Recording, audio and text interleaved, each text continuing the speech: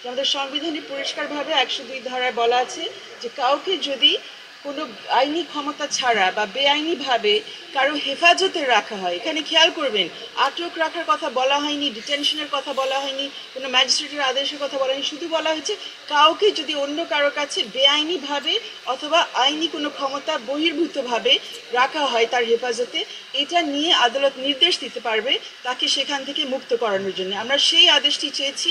এখানে ডিবির থেকে আমরা শুনেছি বারবার বিভিন্ন জায়গায় টেলিভিশনের পর্দায় আমাদের পত্রপত্রিকার মাধ্যমে তাদের পরিষ্কার স্টেটমেন্ট যে ওনাদের হেফাজতে এই 6 জন ছাত্র আছেন। তারা বারবার বলেছেন, সবার কাছে স্বীকার করেছেন, তাদের সাথে তারা খাওয়া দাওয়া করছেন, এটাও দেখিয়েছেন, কিন্তু কোথায় তারা বলছেন যে তারা তাদের সম্মতি নিয়ে তাদেরকে কাছে রেখেছেন, এই কথাগুলো আমরা পাচ্ছি না।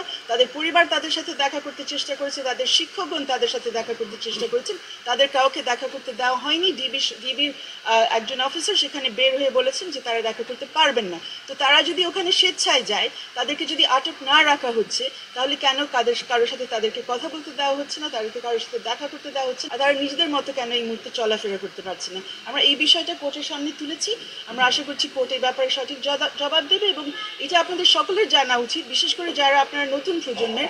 এই ধরনের আদেশ আমাদের এই আদালত শত শত কেন হাজার হাজার বার দিয়েছে। মিলিটারি সামরিক শাসনের আমলে দিয়েছে, জরুরি অবস্থার মধ্যে কিছু কিছু দিয়েছে, কিন্তু সামরিক শাসনের আমলে অনেক দিয়েছে। সেখানে আজকে আমরা যেরকম রাষ্ট্রপক্ষ থেকে কাছে যেসব টেকনিক্যালিটি শুনেছি যে ডিটেনশন তাদেরকে করা হয়নি, ডিটেনশনের আদেশ এখানে নেই, কাগজপত্রের মধ্যে ভুলভাল আছে। যখন একজনের জীবনের অধিকার নিয়ে এখানে কথা হচ্ছে, যখন ব্যক্তি স্বাধীনতা নিয়ে কথা হচ্ছে, তখন টেকনিক্যালিটি দেখাতে হয় না, সংবিধান বুঝতে হয়, সংবিধানের মধ্যে কার কি দায়িত্ব রয়েছে সেটা বুঝতে হয়।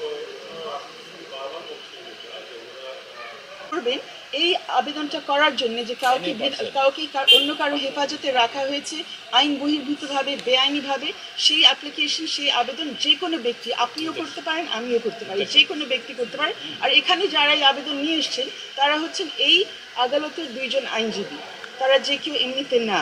আর পরিবার আসতেও পারে না এখন পর্যন্ত।